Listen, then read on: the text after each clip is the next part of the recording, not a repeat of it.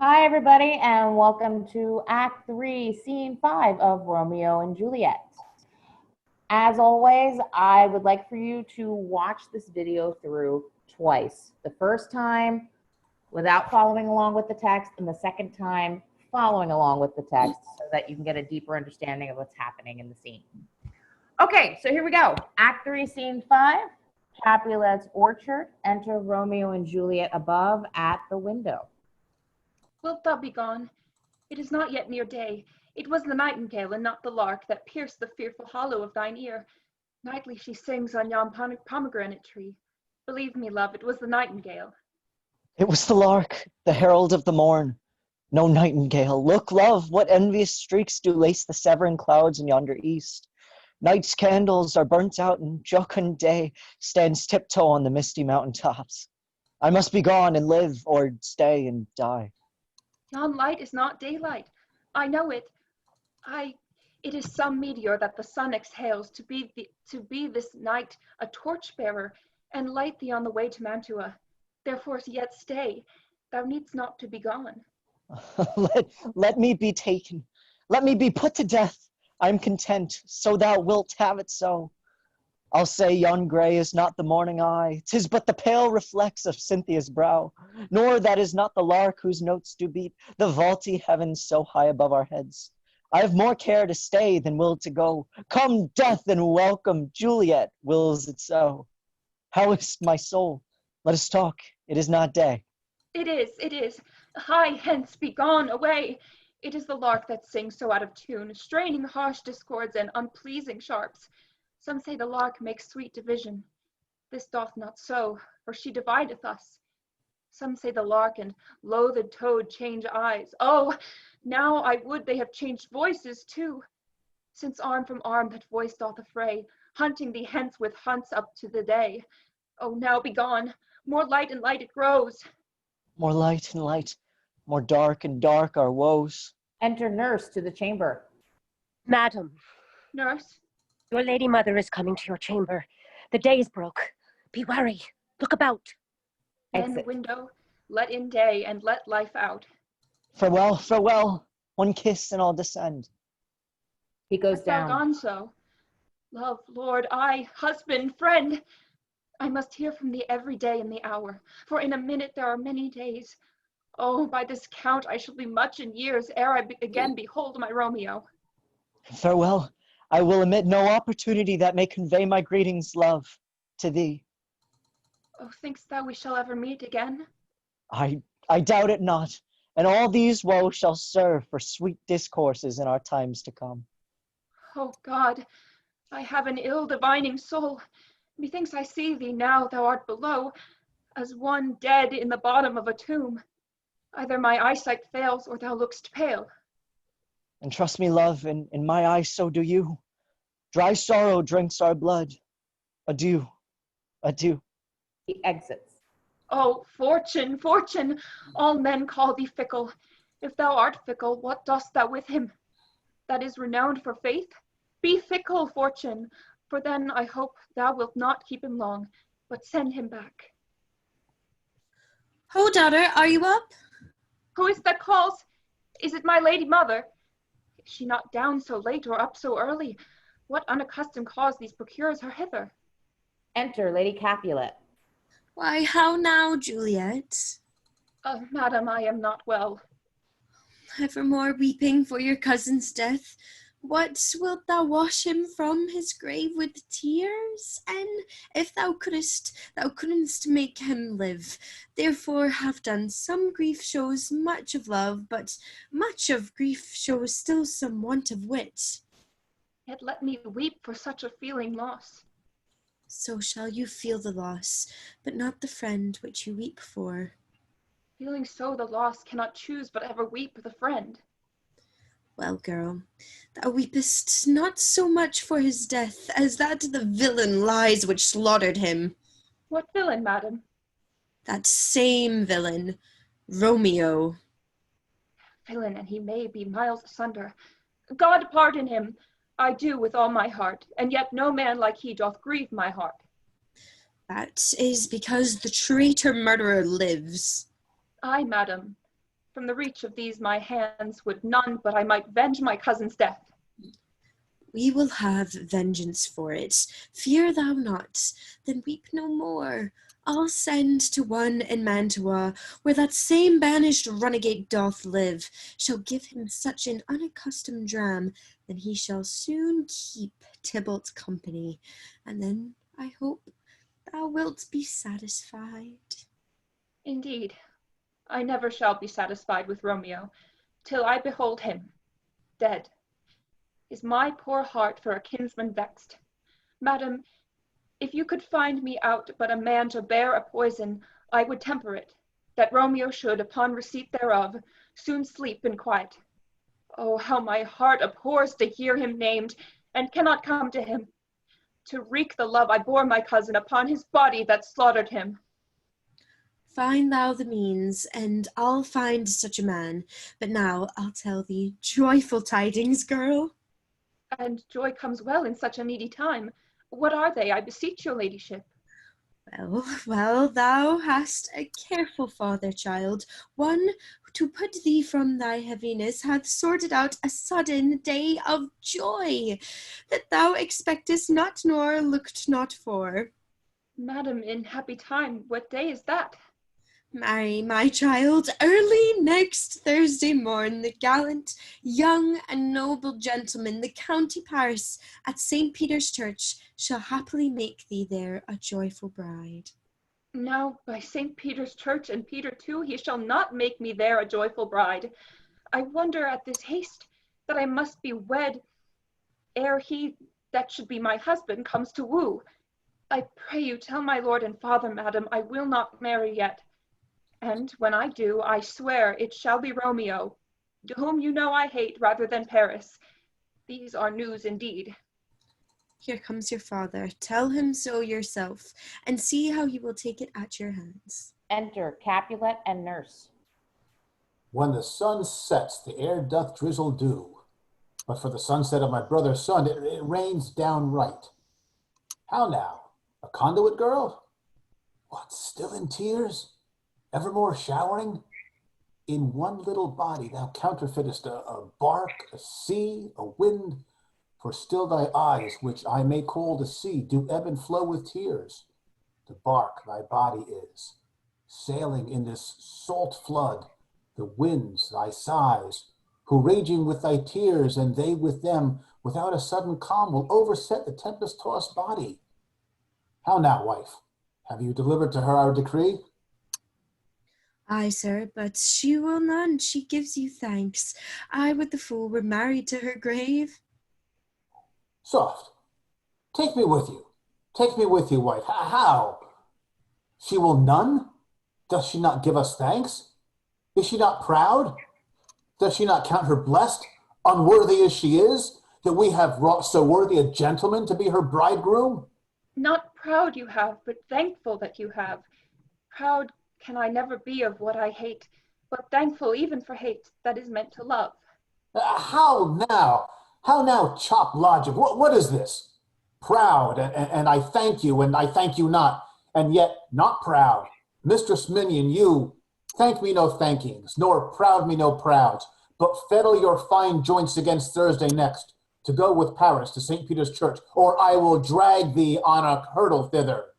Out, you green sickness carrion, out, you baggage, you tallow face. Fie, what, are you mad? Good father, I beseech you on my knees, hear me with patience but to speak a word. Hang thee, young baggage, disobedient wretch. I tell thee what, get thee to church a Thursday, or never after look me in the face. Speak not, reply not, do not answer me. My fingers itch. Wife, we scare thought us blessed that God had lent us but this only child, but now I see that this one is one too much, and that we have a curse in having her. Out on her, Hilding. God in heaven bless her. You are to blame, my lord, to rate her so. And why, my lady Wisdom? Hold your tongue. Good Prudence, smatter with your gossips, go. I speak no treason. Oh, God ye God den. May one speak. Peace, you mumbling fool. Utter your gravity over a gossip's bowl, for here we need it not. You are too hot. God's bread, it makes me mad. Day, night, hour, tide, time, work, play, alone in company, still my care hath been to have her matched. And having now provided a gentleman of noble parentage, of fair domains, youthful and nobly trained, stuffed, as they say, with honorable parts, proportioned as one's thought would wish a man, and then to have a wretched pooling fool, a whining mammet in her fortune's tender, to answer, I'll wed not, I cannot love, I am too young, I pray you pardon me. But as you will not wed, I pardon you. Graze where you will, you shall not house with me. Look to it, think to it. I do not use to jest. Thursday is near. Lay hand on heart, advise. And you be mine, I'll give you to my friend. And you be not, hang, beg, starve, die in the streets. For by my soul I'll ne'er acknowledge thee, nor what is mine shall never do thee good. Trust to it, bethink you. I'll not be forsworn. He exits. There no pity sitting in the clouds that sees into the bottom of my grief. Oh, sweet mother, cast me not away. Delay this marriage for a month, a week, or if you do not, make the bridal bed in that dim monument where Tybalt lies. Talk not to me, for I'll not speak a word. Do as thou wilt, for I have done with thee. Exit. Oh, God. Oh, nurse, how shall this be prevented? My husband is on earth, my faith in heaven. How shall that faith return again to earth unless my husband send it me from heaven by leaving earth? Comfort me, counsel me, alack, alack, that heaven should practice stratagems upon so soft a subject as myself. What sayest thou? Hast thou not a word of joy? Some comfort, nurse. Faith, here it is. Romeo is banished, and all the world do nothing, that he dares ne'er come back to challenge you. Or if he do, it needs to be by stealth. Then, since the case so stands as now it doth, I think it best you married with the county. Oh, he's a lovely gentleman. Romeo is a dish-clout to him. An eagle, madam, hath not so green, so quick, so fair an eye as Paris hath. Beshrew my very heart, I think you are happy in this second match, for it excels your first. Or if it did not, your first is dead. Or 'twere as good he were as living here, and you no use of him. Speakest thou from the heart?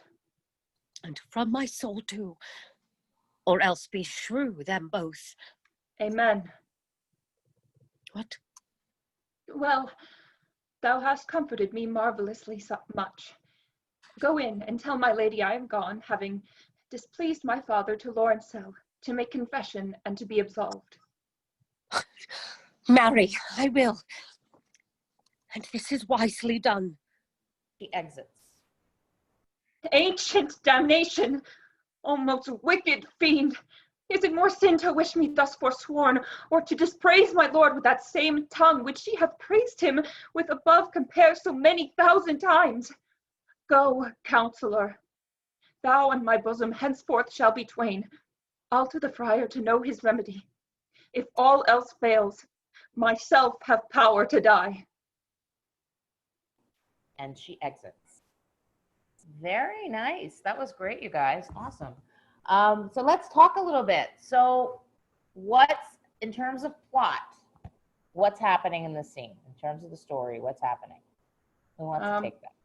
They have Lady Capulet and Capulet have officially made their announcement that she is to be married next, what do they say, next week? Is that on Thursday? Thursday. On Thursday. Yeah.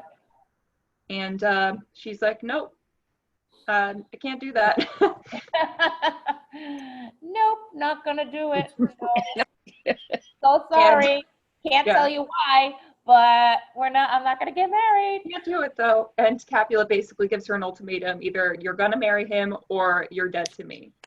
Yeah. And, yeah. Your Which daddy's means not he's happy. gonna disown her, yeah. I'm sorry, what was that, Phil? Daddy is not happy at all. Nope. Dad is not happy. Let's talk about that. why is dad so upset, angry? Because he says some nasty things to his daughter. Why does he do that? Well, one of the things we had talked about was that he's hoping to arrange this marriage as an alliance, and now it's all going to be destroyed. So he's going to look like a fool to the prince, and his daughter is being disobedient, and so he's not happy to not have. He's arranged this for her, and he feels that she's ungrateful and pretty unworthy at this point. So yes, so he's going to disown her. You show up at the church on Thursday, or don't come around again. Yeah, absolutely. Why the rush? Explain that a little bit more. Why the rush in talk about this alliance a little bit? Well, with the two deaths, the prince is not happy with the way things are going in Verona. So Capulet hopes to mend fences by setting up this alliance with a kinsman of the prince with his daughter and get back into his graces. Right. So by marrying Juliet to Paris, that gets in good with the prince because Paris is his kinsman, right? And they need to do it soon because some horrible things have just happened. So it's like, let's get them married so that we can make nice with the prince and be in better standing. Absolutely. Juliet, you're very desperate in this scene. Why? What's going through your mind and emotionally, what's going on with Juliet in this? Well, I think kind of her plan is really falling apart here. It starts with, I don't think that she had expected the possibility of getting married so soon, especially because a lot in the beginning, Capulet was kind of saying, oh, it's no rush. But like what Phil was saying, now there is kind of a need to be married quickly to kind of make moves politically. So now she's kind of facing this dilemma where she can't really be married to Paris for a couple reasons. Well, one is she's already married to Romeo. So, right. And Friar Lawrence is the one that married them. And if Friar Lawrence is the one that's going to be marrying Paris and Juliet, then that's an act of bigamy, which is not good. That's not good, no. That's never good. So it's not only just like her, saying, she can't say she's already married, but not only that, she doesn't want to be married to Paris because she's in love with Romeo. Even if they weren't already married, she doesn't want to marry Paris. But the fact that they are married, it's going against the man she loves. It's going against the church because it's committing, a sin essentially by, committing bigamy. It also puts Friar Lawrence in a really bad spot too. Yeah. And so she's basically, at one point just begs her mother, just like, put it off for a week, which is, is just her way of thinking like, okay, I can get a week and then, I can get away. Right. But when she says no, it's like, all right, well, I'm going to ask Friar Lawrence for help. And if he can't help me, then I have control over whether I live or die. Yeah. So yeah. it's literally life and death for her. Yeah. Yeah. Let's rewind just a little bit to the beginning of the scene. Alex, if you want to talk about what's the nightingale and the lark argument that you guys have in the beginning? It's not really an argument. It's just, back and forth. Oh, yeah. It's the nightingale. No, it's the lark. You hear this bird and you have an argument over what kind of bird it is. Why do you guys have that argument? Well, the nightingale resembles the night, and the lark is the sign of the morning. So we're kind of arguing over it's not really an argument. It's like a playful, but it's but it's sort of like a playful back and forth about whether or not I have to leave, and whether or not 5 more minutes sort of thing. And then Romeo brings up, let it, he has this dramatic moment where he's like, let it take me. If Juliet wills it so, then I shall perish here, or whatever the line is. And Juliet, that's when it sort of brings Juliet back down to earth, I believe. And she's like, "Oh no, now you gotta go." You gotta That's go. They're right. gonna kill That's you, right. dude. If you gotta go. stay here, you will die. You have to go. Yep, bye. All right, good. Oh, sorry. Go on. No. One last thing. Hey, nurse, you're in the middle of all this. You know all that's going on. What are you thinking and feeling at this point in the game? I think in the very beginning to hear Capulet be so irate, the nurse is now realizing, no shit, this is not good, and I pardon the word, but it's true. It's, oh my gosh, this is not good, and he's dead serious, and I've got to make this right somehow. You know, Romeo is banished. He's no use to Juliet anymore being here, and this Paris thing is looking really good right now. Yeah. Really good. So Yeah. that's where the nurse is like, you know what, Juliet, I love you from with everything I have, but right now your father's not playing, and this is a really, really good man that you're being married to. You know, he's better than Romeo is. So do it, just please do it, so that when Juliet has the epiphany that she really doesn't have, but she's like, okay, yeah, I'll go do that. The nurse is like, oh, thank God. Yep, I'll go right now and let them know. It's like, oh, Mary, you know, that's where the nurse is. Like, this is bad. Like, this Romeo thing is bad. Now the nurse knows this is bad. Bad idea. Bad. Change plans. Marry Paris. Yeah. Reel. Let's rewind. I'm sure Yep. Friar Lawrence will come up with something, you know, as Romeo's gone. There's got to be a law for that somewhere, you know. Yep. And Dad's not playing. So Nope. that's where the nurse stands. Is no matter what, now this thing with Paris has to happen. And Juliet's pissed about that. She's like, are you serious? After all this, like, you know, after all this, you're gonna just say, you know, go back on everything? So no, the nurse is out of the plans now.